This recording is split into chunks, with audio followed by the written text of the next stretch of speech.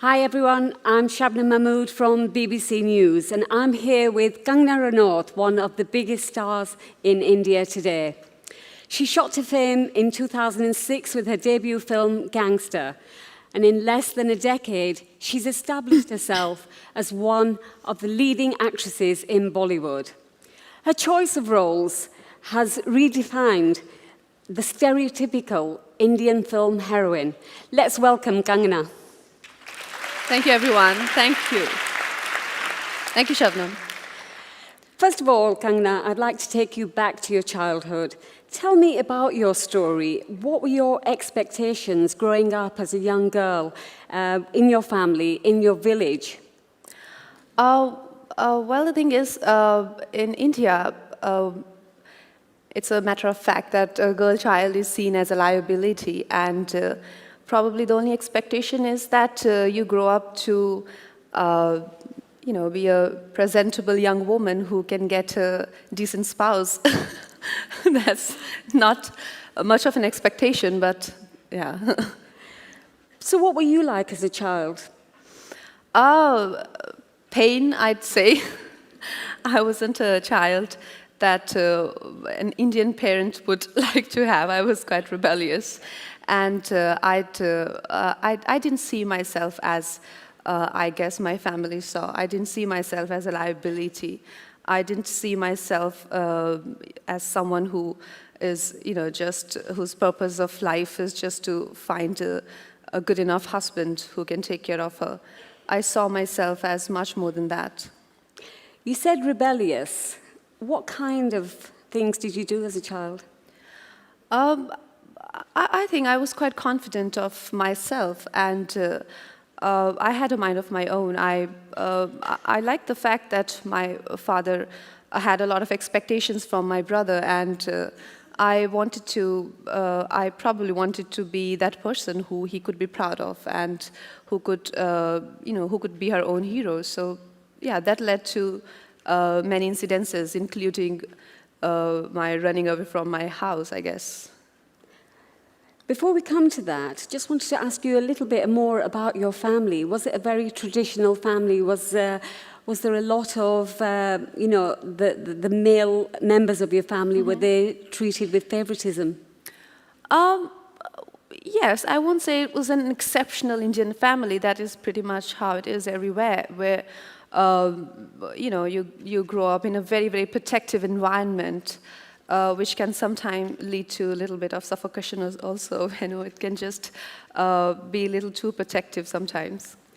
Were your family sort of like, they had favoritism towards your brother? Yeah, like I said, in India, a girl child is seen as a liability, so naturally a girl child isn't that celebrated for sure. So what eventually pushed you to leaving home? Like I said, that quest, that understanding of your own self, that confidence that you carry in yourself, that you're a lot more than people think you are, and you want to prove that, and you want to find yourself, and you want to be a lot more than you're believed that you are. So probably that quest. It can't have been easy though. Yes, I've struggled for 10 years. Yeah, that's quite long. What was the opposition like then when you made that decision to leave home? Well, my parents gave me an easy option that if you are gonna, go your way, so there's the highway, and you can probably expect no funds and no support, which I think was legitimate, because, I think that was a fair option. Was there one particular incident that led to you leaving home? Your father was quite angry with you. Yes, I think I left. I just refused to go to school, and I'm like, I can't do science. I don't want to be a doctor. And he's like, then what would you be? And I'm like, I don't know. So he's like, don't you think you should? I said, give me a year and I would find out. And he's like, I have no money to spend on these sort of hobbies of yours. And I'm like, sounds fair. So you left home, yes. and you went to a big city like Mumbai. Mm-hmm. What was that like when you first arrived there? No, no fairy dream or story, nothing like that. It was quite harsh. And, you know, I was nothing like I am today. I couldn't speak a word of English. And in England, people might be understanding of that, but in Bombay, they're not very forgiving. If you don't speak English, how do you expect to work in Hindi films? Well, that was an obstacle, I'd say. You overcame that obstacle, but you overcame many obstacles because it wasn't easy to establish yourself. What did you want to do the minute that you arrived in Mumbai? Did you think, I want to be an actress? Or did you have to go through various stages like, you know, modeling? Oh, yes, various stages, various auditions. I ended up sleeping on the pavements, and I didn't have food to eat. And my father would call, he's like, so did you learn your lesson? I'm like, no, you better get ready to learn yours. So it took way too long, and I think for him to learn his lesson, 10 years, he was like, okay, fine. But I think I finally made my point clear. But yes, it was just one of those ordinary struggling stories where you're, you know, there's a string of incidences or accidents, you know, one after the other, one worse than the other, and then you're like, you know, am I in a bad dream, or it's just, you know, so yeah. You're known for being very honest and very outspoken to the media.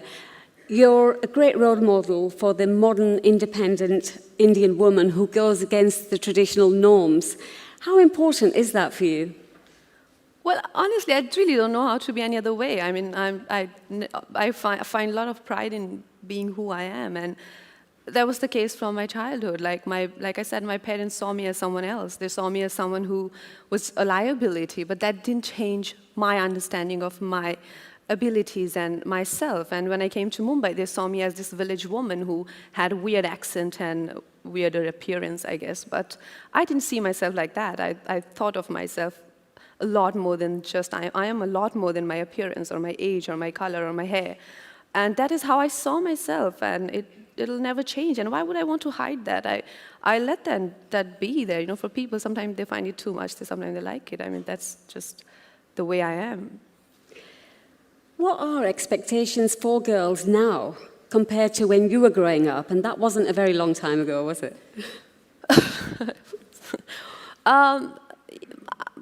I think times have changed a little bit, not much.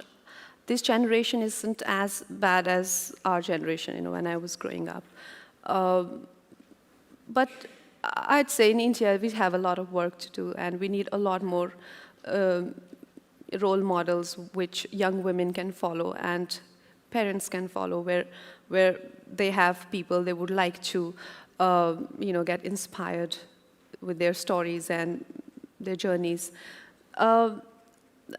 But definitely, with literacy rate going higher, with the women actively participating in the progress of the nation, working and stepping out of the houses, things have changed, and there's a lot of confidence that has come in, but we're still nowhere close to the developed nations, for sure.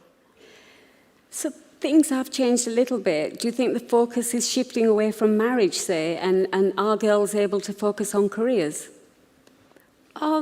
I won't say that. I mean, being in my place, who's a successful actress, and you know, and working in an urban India, whatever you may call it, where I'm taking my job and at my workplace is just taken as a hobby. You know, I come across people who are like, what do you need money for? And I'm like, why are you making a movie?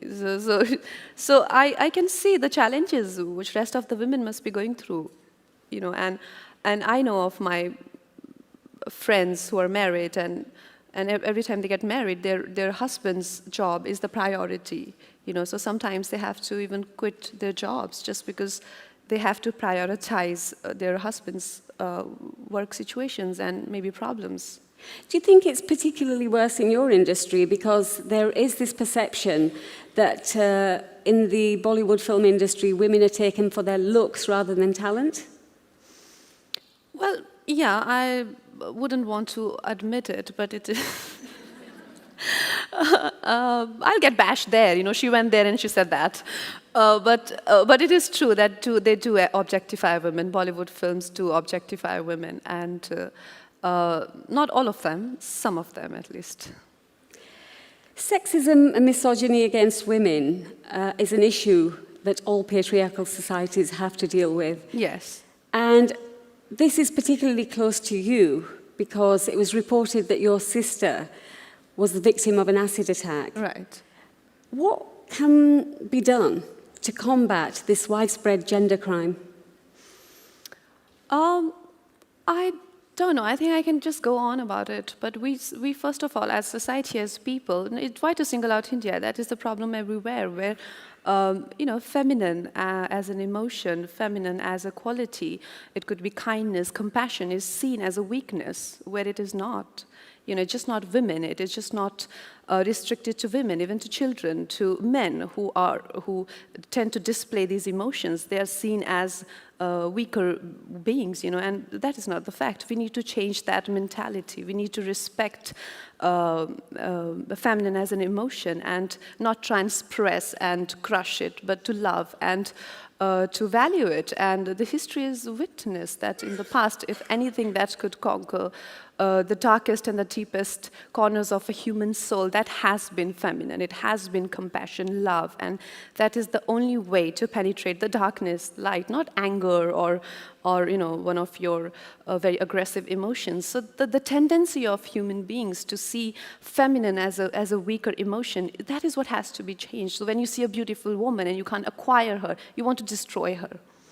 You know, so that needs to be changed. And like I said, it's just not about, it's not just a women problem, it is a problem of the world. Can Bollywood help in that? Yes, I think cinema is a beautiful medium. It reaches out to millions of people. Through films, we can give ideas out there. We can you know, implant ideas in people's brains or mindsets, which can grow into significant things, you know, and which can bring about significant changes. Because of what you've been through, and you've stood up for yourself, what are your thoughts about what happened to Jyoti Singh, the 23-year-old medical student who was raped and killed on a bus in Delhi? Well, the thing is, a lot has been spoken about that, and a criminal is a criminal. A criminal doesn't have a religion or a nationality, do they? They're not even humans. They're not even entitled to be humans.